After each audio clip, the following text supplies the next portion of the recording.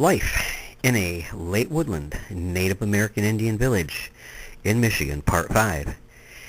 In this series, I've used W.B. Hinsdale's book, Primitive Man in Michigan, quite a bit because, well, it was published in the 1930s, and a lot of it is dated material, definitely, but there's a lot of good basic material in there, too.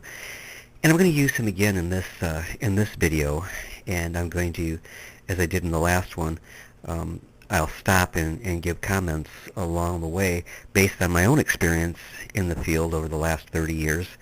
I'm not an expert, a professional archaeologist by any means, but I have learned a great deal from actually being out there in the field and working to discover the ancient prehistoric past of Northeast Michigan in particular.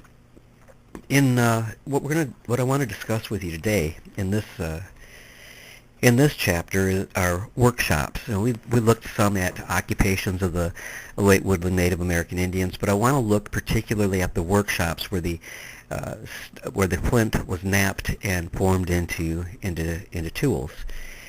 And as we already discussed, in Indian culture, prehistoric Indian culture, late woodland being no different, that the roles that the men and the women played were quite segregated, if you will. Each had their own specific roles in society, worked well that way, and the male role primarily was hunting and gathering and fishing and the production of tools, defending the village and the family. Well, the workshop then was a very important place for the male member of the late woodland village. And I'm going to start here with what W.B. Hinsdale had to say, and then I'll go off on my own little tirade in a minute. A workshop is easily recognized. It is a place where flinty spalls, flakes, rejects, and broken stone implements are found in great abundance within a small space. Chippers, hand hammers, and anvils are generally interspersed among the debris. More than likely, at such a place, some ancient arrow maker did his work. Often, the crude material upon which he operated was brought from a distant place. Again, in localities where the material existed naturally in the rock or soil, chipping was done close by. Blanks were frequently roughed out into leaf-shaped pieces at the source of the supply, and then taken home to be retouched into the desired finished shapes. Caches or hoards of such blanks are not infrequent and are described in another paragraph. Arrow and spearheads that appear to be made of imported material are common on Michigan sites. Ohio flint is well distributed throughout the state. Obsidian, which is volcanic glass, does not exist in the natural state this side of the Rocky Mountains, but it found its way here and beyond. Native flinty stone suitable for chipping is abundant in places, but most of it is not of a real fine quality. And I guess I would stop there and say a couple things. There is a lot of flint in Michigan, our chert, and there is a lot of Bayport nodular chert and Bayport tabular chert. And while it is true that some of it is not of a superior high quality, some of it is of a very fine quality. Yes, it doesn't have the spectacular colors that some of the cherts from various parts of the country have. It nonetheless produced very fine arrowheads and spear points and knives. So anyways, let's continue with what Mr. Hinsdale was explaining to us. Occasionally, a choice piece of float material was found and made into some desired object. Without doubt, a large number of ready-made implements were imported. We cannot decide always whether those of non-native stuff were brought in as found or were brought in the rough. Here is opportunity for fine distinction. If a piece is of a kind of workmanship not usual in the district, it is probably a foreign product. If the design is common and the tooling not unusual, it may have been made from blanks or the natural stones that were transported from faraway places. The cherts and flints of the state are generally drab of color, and this is true.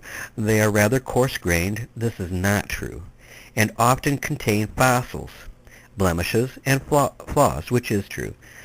Although a few beautifully banded or striated cherts with a play of colors are to be found. Along the Cucullin River in Bay County, there were numbers of workshops where whole nodules, fragments in all stages of reduction, and finished specimens were abundant. The natural nodules found upon the Cucullin workshops and those of the Saginaw were probably transported from the shores of Saginaw Bay and from as far east as the headwaters of the Cass. Near Base Lake in Washtenaw County, workshops present two types of material for chipping. Upon one of them, the spalls and rejects are of excellent quality flint. Not 50 rods away from that shop was another where both material and workmanship were of very crude character.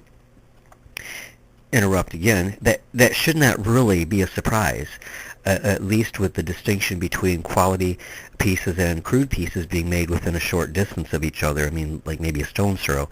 Because each person was distinct and individual and had their own talents. I have found some incredibly beautiful worked stone knives and arrowheads, and then some that were really just, excuse me, crappy. But they did the purpose. They suited the purpose. But anyways, continue. The shops were probably the places where two operators, each using a different kind of material from the other, and one more skillful than the other, worked at different times.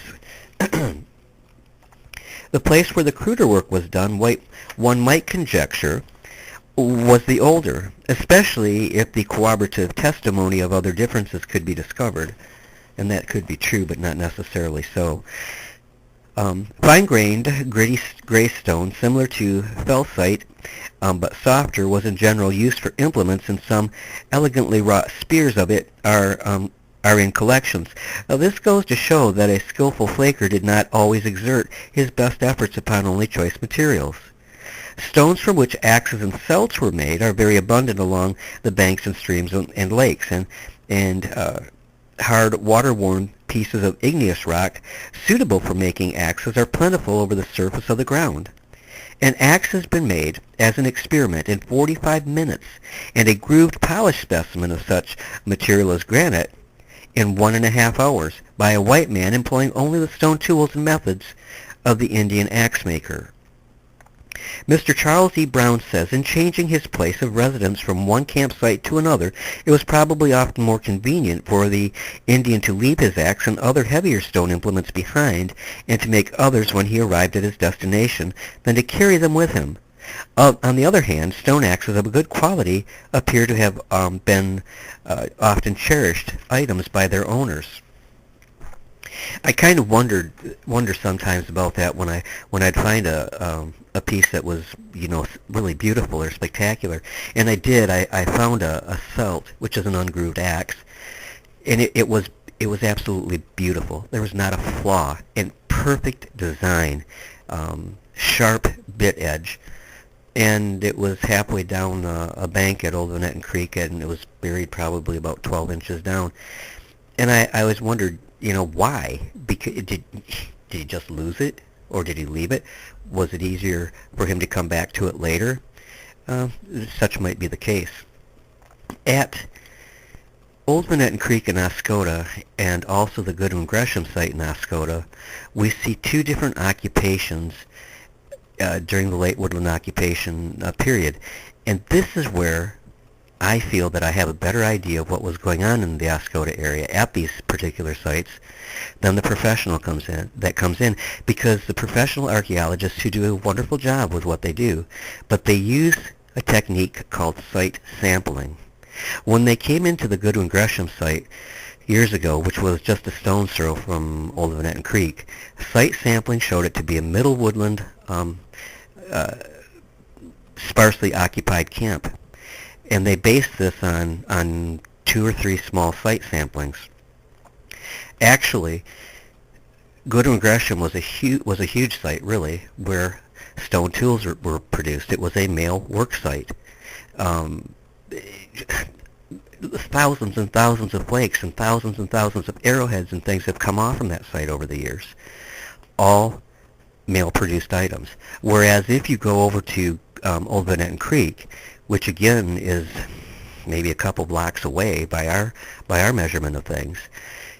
This is a village site, and it was the woman's site where the woman took care of things. And there, my ex-wife and I and my son Dennis and my daughter Charlene found the remains of over 1,500 pottery vessels based on the rim shards alone, most of which are hopefully still in the collection of the Oscoda Sable Historical Society.